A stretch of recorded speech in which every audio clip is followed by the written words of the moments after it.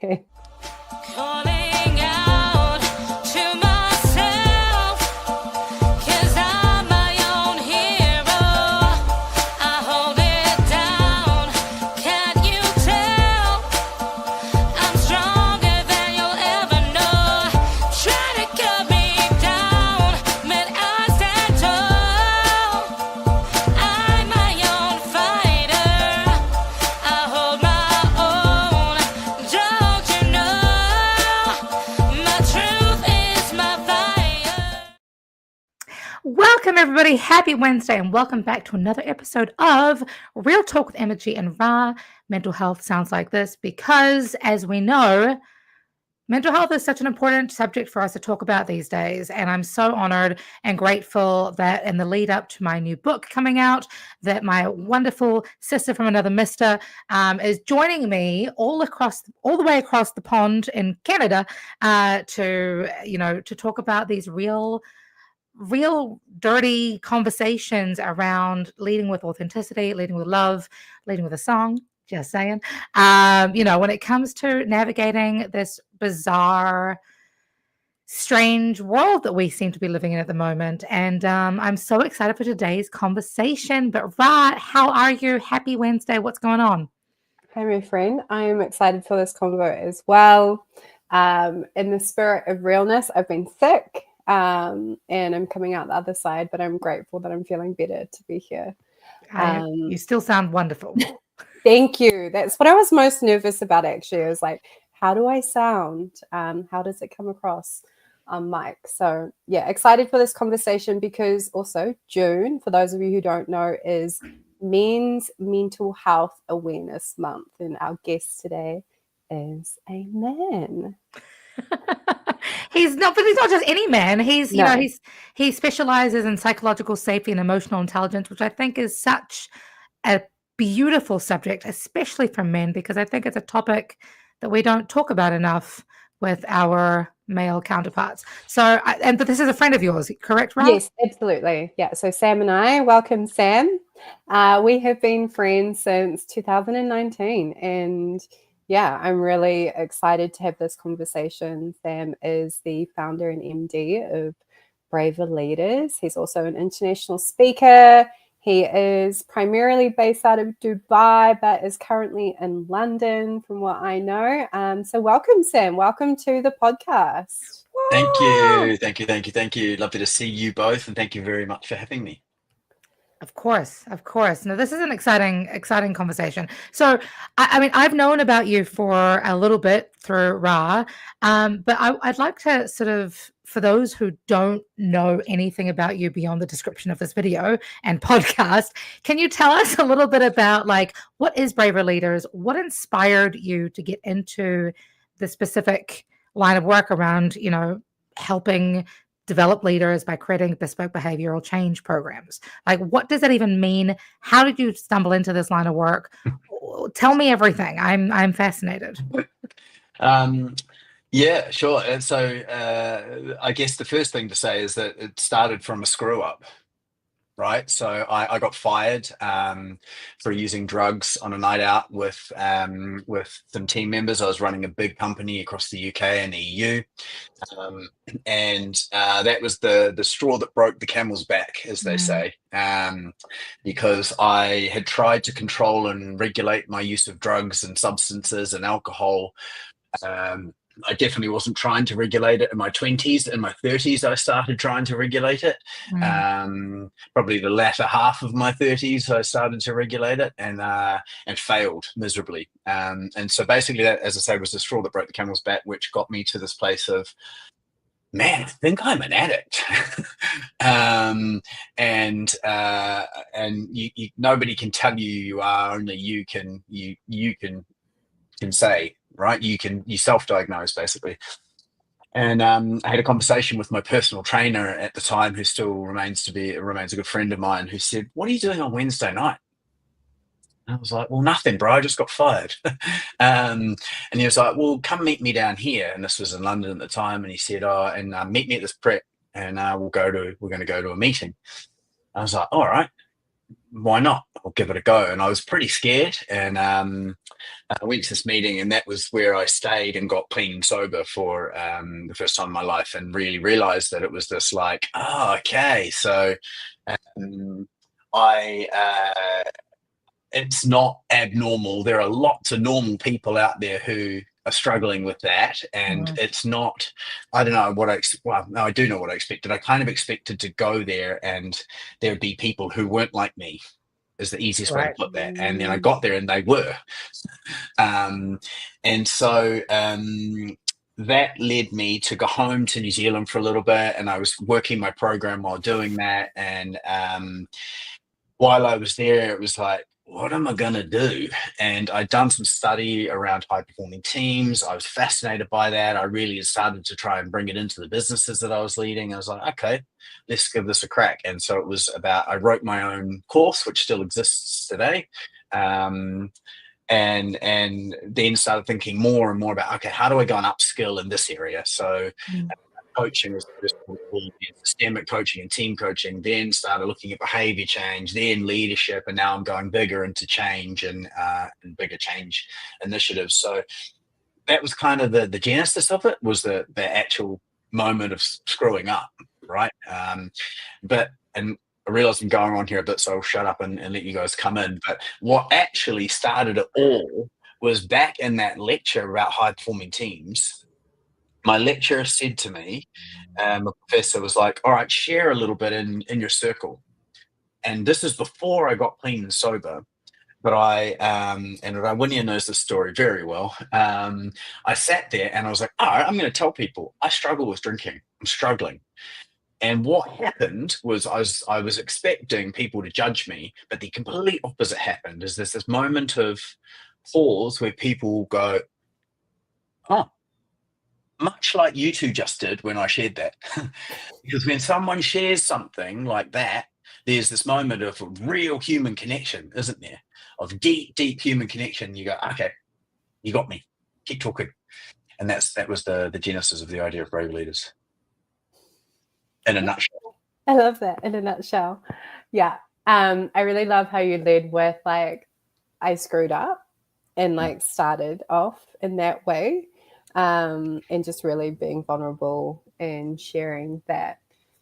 What do you notice, because it is mental health month, and I kind of want to go down that route and that tangent, like what do you notice with the men that you work with specifically when it comes to inviting them to share in this way? It's not just the men I work with, it's me, it's all men.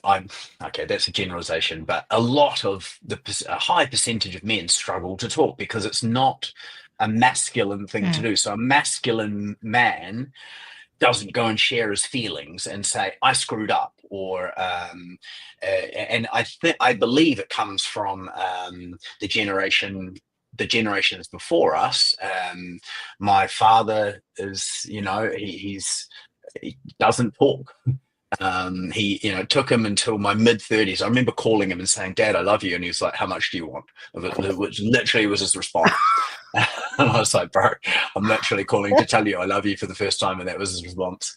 Wow. And yeah. I mean, look, he's a good guy. I love my dad. He's just not built that way, right? And so, but my point is, the generation before them were called the silent generation. So this intergenerational trauma, which is passed down, of like, this is how it's supposed to be. And our generation is getting to the point of going, we're done with that. I think the Gen Zers are even more, right? Are going, no, that's not okay with me. And so it's, to go back to my original statement, was it's not just the men I work with, it's all men. I suffered with depression last year, and I struggled to talk about it. I do this for a job, and it was like, oh man, this is really hard. And because it's the feminine is it's more acceptable in society at large, and that's not just Anglo-Saxon society. That's I've seen it in the UAE, in this kind of strong, silent man type. That's like, and that's killing us. Mm. I just want to interject a little bit for anybody who's watching this in America. Gen Z means Gen Z. New Zealand and the UK do say Z as opposed to Z. So just an FYI. Um, Thank you for the translation. communication barriers, be real. So I'm glad that you sort of picked up on that. The how Gen Z has kind of evolved a little bit from previous generations, millennials, Gen X, and so on and so forth. One of the things that I have found in my work and travels, because I'm originally from Raglan in New Zealand and moved to the States 10 years ago, and have found myself in this odd position of being cross-cultural in a country that doesn't really honor cross-culturalism as much as New Zealand does. I've recognized that culturally, yes, there's a little bit of that masculine feminine struggle for men being able to show up for themselves emotionally.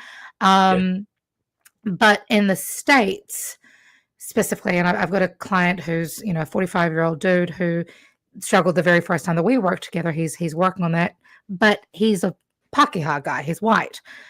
The Black culture is also another, adds another layer to it. And of course, then we've got, at least in the country I live in now, a huge mental health struggle for people who veterans, people who have been in the military, people who have come back from war. And I don't know if you know much about how the American military has worked, but historically there have been times when they've been fed drugs to deal with their pain, and now they are dependent on them, and it's just completely gotten out of hand. How do you even start that conversation to not just help them give them the permission to be vulnerable like you do, but also to help them start to even tackle the root cause as opposed to just the symptom? I think people look around them for how to act. I think is a powerful way to get things like that moving. So it's called homophily, right? Homophily? The best example. That's a great word. And you don't. There's no different pronunciation. The best example of it is when you get to a crosswalk and see what I did there? Crosswalk. Thank you. You're welcome. When you get to a crosswalk and it's red, and somebody walks, you feel the pull to walk with them, don't you? Because it's, hey, that's the right thing to do. And you have to hold yourself back almost to not walk, right? And so my point here is, if you act first, and this is kind of how we go, how we set our sessions up, is we will go first and we'll go deep. And it's often, I would consider what I share an overshare, because there is so much. There is such a thing as sharing too much in a business team. But I have got the benefit of being an external, right? So I can go that bit further. And so when I do that, if I go here, then if I go here, and someone else will come here, and that might be a little further than they've ever gone. And so setting an example is the simple way to put this, I would say. That's really reaffirming, because I do that in all of the work that I do. It's the American oversharing for sure, but sorry, carry on. So that's how you kind of grease the wheels on that, right? Okay, so, and I've seen many guys do it when I've shared in a room and they go, oh, that's okay. All right. And then I'll get people come up to me afterwards when I've shared, if I'm speaking publicly, and say, man, thanks so much for that. I feel like I can talk to you about things. And I'll sit and talk to guys for quite a long time after, and they'll, I've got some problems with this, or I've got a friend that's got a problem with this. And so you've kind of greased the wheels on that. So that's my immediate response to that is model what you want. Yeah, I love that, right? Because essentially that's leadership, right? You're showing other people that it's okay and that it's safe to speak up and share about how you're feeling, that things perhaps haven't been okay in the past, but also being that example of like what's possible for the future as well Yeah. in doing so. Yeah. Yeah. Leadership's not about because that's got nothing to do with the job, has it? Leadership's a personality trait, not a job description, and so showing up that way, is I agree with you. It's a leadership trait. Mm-hmm. What do you notice? So I think you're great at doing what you do and creating, in your words, what's called psychological safety. And this is a way of being and a set of skills that is used quite often now in a leadership capacity. Can you tell us a little bit more about psychological safety and like what that does, not only within teams, but in cultures, and perhaps how other people could use this to be able to support the people around them? Yeah, for sure. So psych safety enables healthy conflict, really. It's not about coziness, it's about candor. And so with the ability to actually conflict well, or know that you can have passionate debate without fear of upheaval, so without people saying, right, I'm going to leave, you get this incredibly deep ability to have rigorous conversation. And it's created through a few different methods. One is getting people to co-creation, or actually getting people's engagement, inviting their engagement. The second is then responding productively when they do screw up, because they're going to. And then the third is really connecting well. So the part of that we do a lot of is this whole connection piece. We get teams when we start working with them is go for a walk with each other for 20 minutes and just talk about something each, 10 minutes each. That's something tough that's going on in your life right now. And most of them will have never done that in a work setting, and they will kind of be going, hey, why would I want to do that? And you just ask them to do it, and off they go, and they really connect. And people the single most regular piece of feedback I get from that activity is I feel lighter, or I feel relieved, because I've been able to share something which I've been carrying around. And what an incredible feeling to then do that with your teammates, right? And then this idea of co-creation. So we live in a world now where most of us are knowledge workers, right? We're using our top 2 inches rather than showing up to the factory each day. So there's a requirement for us to think in our roles. And how do you know that the next best next $1 billion idea isn't in the mind of your lowest ranked employee? How do you know that? And so unless you invite that engagement and say, hey, your ideas are not only needed here, they're very valid. Not only valid here, but they're very needed, because we need to get everything out. Then when you get that all out, then throwing it in, and then and creating something in which you all operate. And then finally, as I say, when people screw up, which they will, and you will. Like I'm a perennial screw up. I screwed something up massively last week and paid the price for it, right? Like one of our team members left as a result of it, right? We screwed it up, and it was the only thing you can really do is go, I'm sorry. And I learned this from being in AA, actually, was, oh, I'm so sorry. That was completely wrong of me. What can I do to make it up to you? And just owning that and responding really well. It doesn't mean you get walked over. I will say that out loud. But yeah, being able to respond well to challenging situations creates that huge amount of safety, because people go, oh, okay, cool. When I do things wrong, you're not going to bite my head off. And so therefore I feel safe to bring stuff. And then I feel safe connecting with you, if that makes sense. Does that answer your question? Yeah, it does. It does. And I actually think that you do this really well, because, I make mistakes, and that fear of having your head being bitten off, I have experienced that so many times in previous corporate roles. And so, as you know, right, it's a human thing that we all experience, but how you respond to it really matters. I totally What are your thoughts on this, Emma? No, you're I mean, So I've never been. It's been a long time since I've been employed by a company. Let's just say that. Me too. Hashtag entrepreneurship for real. But you're saying things. My husband and I also run a self-defense school, and Cool. I also am an empowerment through songwriting coach in schools. So I work a lot with when I'm Love doing that. keynotes, when I'm doing, it's still interpersonal work, right? We're still doing things with people. And yes, absolutely, screw ups happen.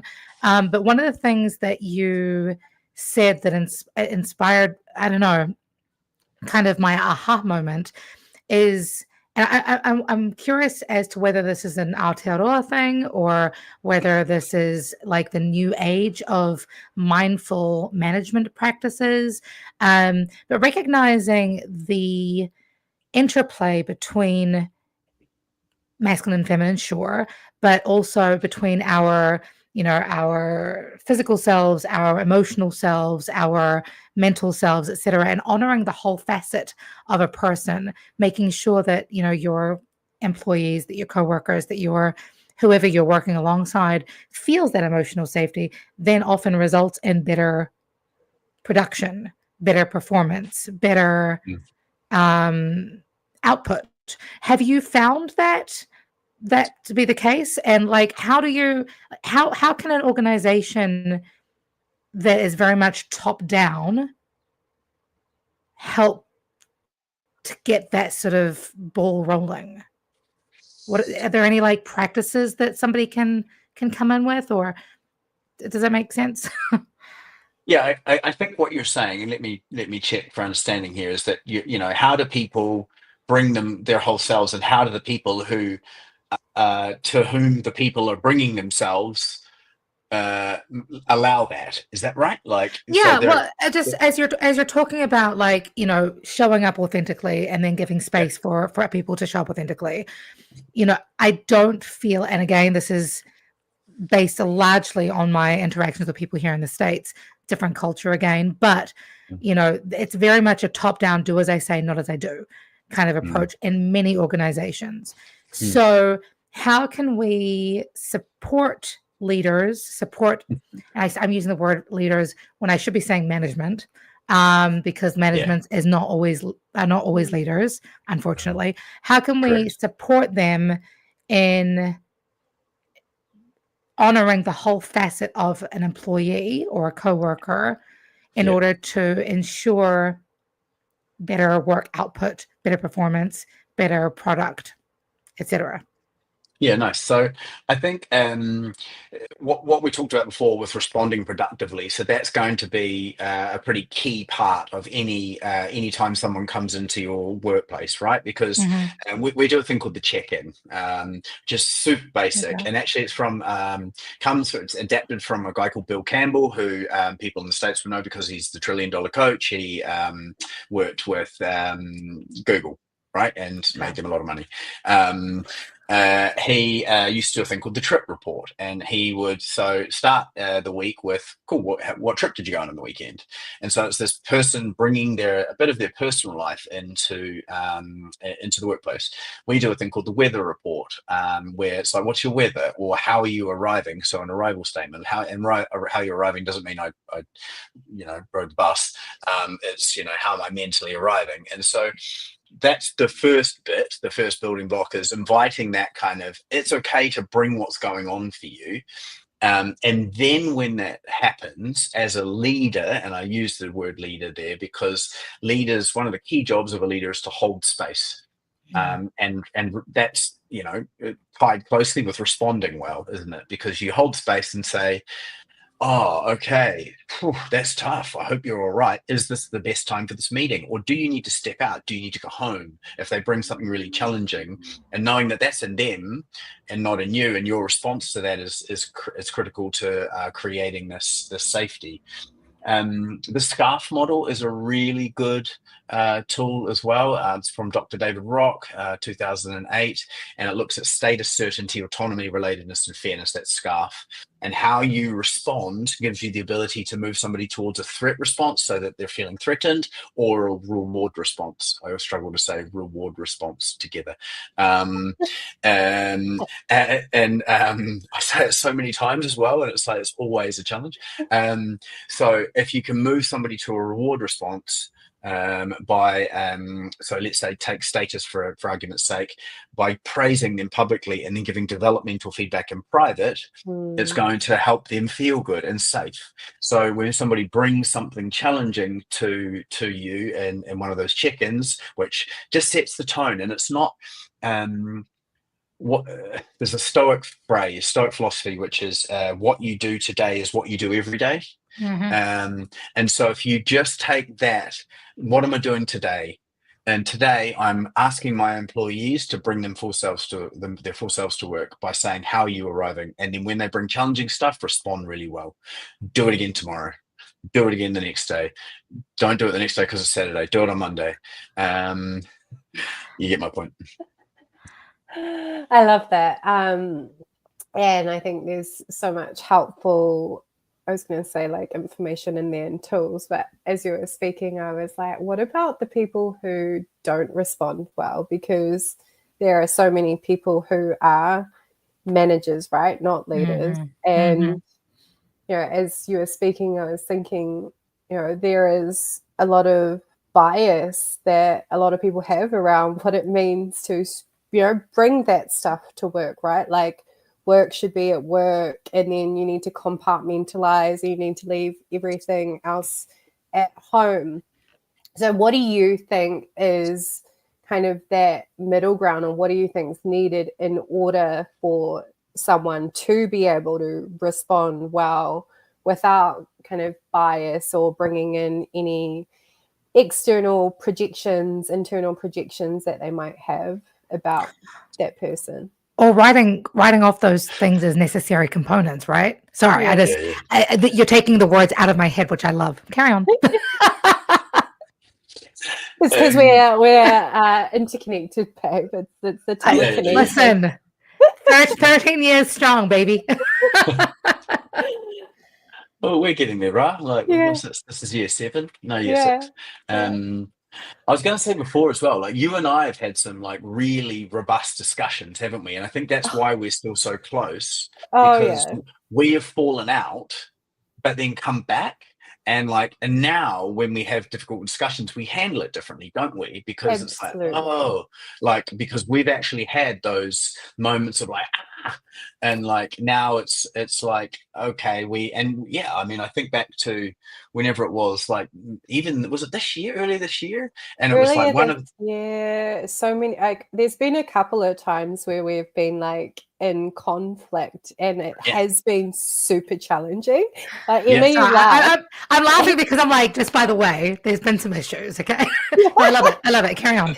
Well, like, you know, to be fair, there has been, but I think what I love about Sam and you know, even myself, is just that willingness to be able to hear the other person's point of view, and like, as you mentioned earlier, to be like, okay, you know what, I'm sorry, like, you know, what can I do differently, and just to really acknowledge that. And I think the willingness to be able to do that requires you to let go of your ego and let go of your need to be right, and really just ask yourself, well, what's really important here?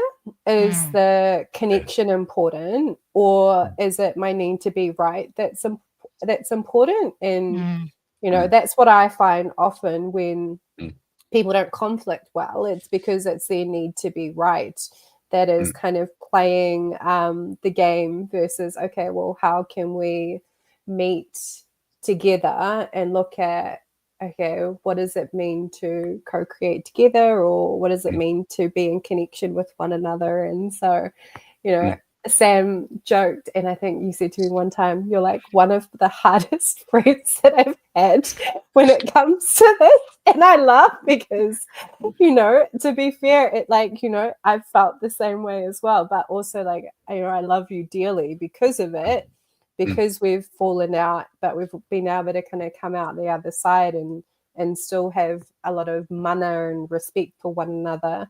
through it all. And that's the depth, right? Like that's performance, because at the end of the day, it's inevitable that that's going to happen when you stay in relation with somebody for a long time. And so then kind of getting comfortable with the fact of it's going to happen. How do we do it well? And you're going to bring your stuff into the conversation. This is to go back to your question, Ra.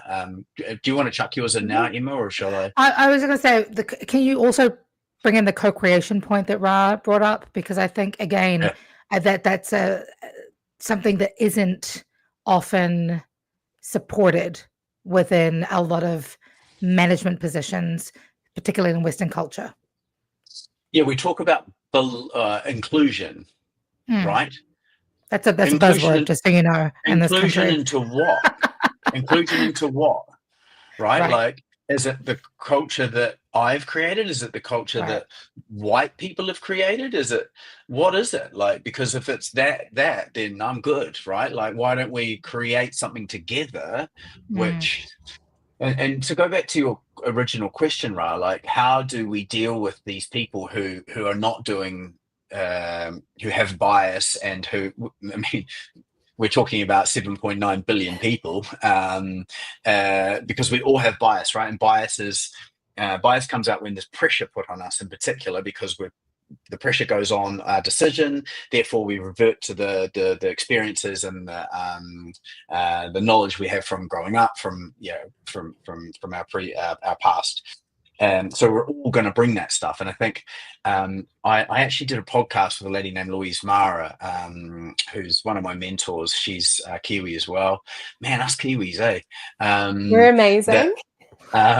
She lives in Waiheke, and she's one of my mentors. She was my coach for a long time, and she has she's done a lot of research and study in intergenerational trauma. And she now talks a lot about the podcast was called Trauma Informed Leadership, but actually she said it should be healing oriented leadership, because we're all going to bring our stuff. There's no leaving it at the door. You need to do the work, which is such a bloody buzzword as well, isn't it? But gotta do the work. It's so true. Go and learn about yourself and figure out what your patterns are and what annoys you and what's going to trigger you, so that when people bring their stuff, you can go, oh, that's just me. And you're reacting badly to it. It's just me. It's okay. Cool. Bring your stuff. I got this. And to your point, Ra, like, I'm in this conversation with a good friend of mine, arguing with her because I have a need to be right. Oh, here I go again. All right, cool. And then you can practice. There's a cool saying I like, which is out beyond right and wrong, there's a field. I'll meet you there. And so then you can practice that, right? When you kind of got this knowledge of yourself. I love it. There are so many good takeaways here. And of course, we've run out of time because that's what happens. These need to be like twice the length, if not more. Sam, thank you so much for your insights and for just your energy. And I honor you, and I'm so grateful that you could take the time, even from Dubai. I have no idea what time it is over there. Apologies in advance. London. Oh, sorry, London. My bad. Okay, no, you're fine. It's only 5:00, 5:30. You're good. Okay, cool. So, obviously, if people want to get in touch with you, how can they do that? Yep, they can look me up on LinkedIn is a good one, but also braverleaders.com is a good place to find us. And Perfect. So we're putting all the details in the captions below. But any final words before we make like a tree and leaf? I just want to say thank you to you two fabulous wahine for holding the space, for doing the change work that you're doing and being awesome. I think, you're a part of an amazing change that the world is going through of seeing more of this incredible feminine leadership. So keep fighting the good fight. Thank you. Thank you so much, Sam. I love having convos with you. So, and I think you're such a great example of leadership when it comes to this space. So, yeah, thank you for coming on to the podcast and sharing all the good stuff. All good. Awesome. Awesome. Felicia says bye too. Felicia. Now, on that note, have a great rest of your week, guys. Obviously, again, we'll put all the show notes into the description below. Please reach out to braverleaders.com to get in touch with Sam to find out more about how he can facilitate change, positive change in your workplace.